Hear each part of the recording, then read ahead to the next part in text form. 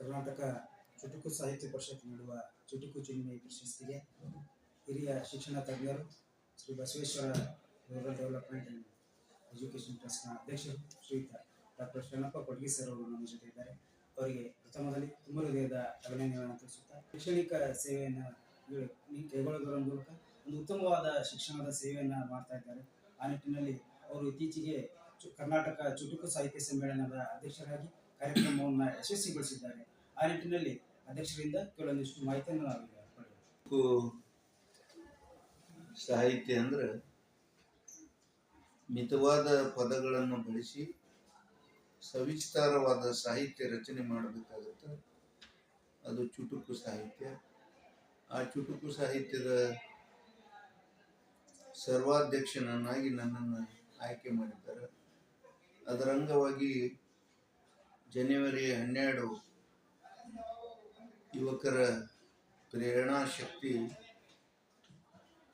ಸ್ವಾಮಿ ವಿವೇಕಾನಂದ ಅವರ ಹುಟ್ಟುಹಬ್ಬ.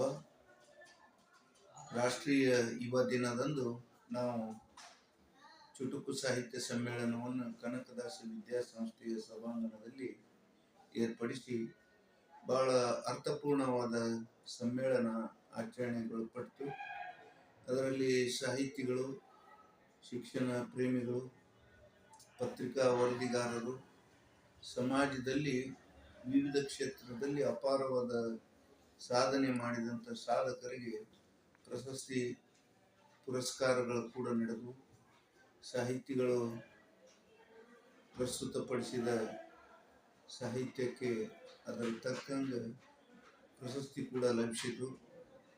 ಏನು 12ನೇ ತಾರೀಕಿನಂದು ನನ್ನ ಅಧ್ಯಕ್ಷತೆಯಲ್ಲಿ ನಡೆದ ಸಭೆಯಲ್ಲಿ ಮುಂದೆ 12ನೇ ತಾರೀಕು ಮಕರ ಸಂಕ್ರಮಣದ ಹಬ್ಬವನ್ನು ಕೂಡ ಆಚರಿಸಲಾಯಿತು.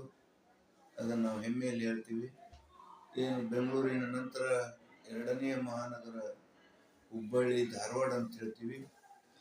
ಅದರದ ದಕ್ಷ ಅಧಿಕಾರಿ ಪೊಲೀಸ್ ಕಮಿಷನರ್ ಕೂಡ ಆ ಸಭೆಯಲ್ಲಿ ಪಾಲ್ಗೊಂಡಿದ್ದರು. ಹಲವು ಚಿಂತಕರು, ಹಲವು ಹಿರಿಯರು ಪಾಲ್ಗೊಂಡಿದ್ದರು.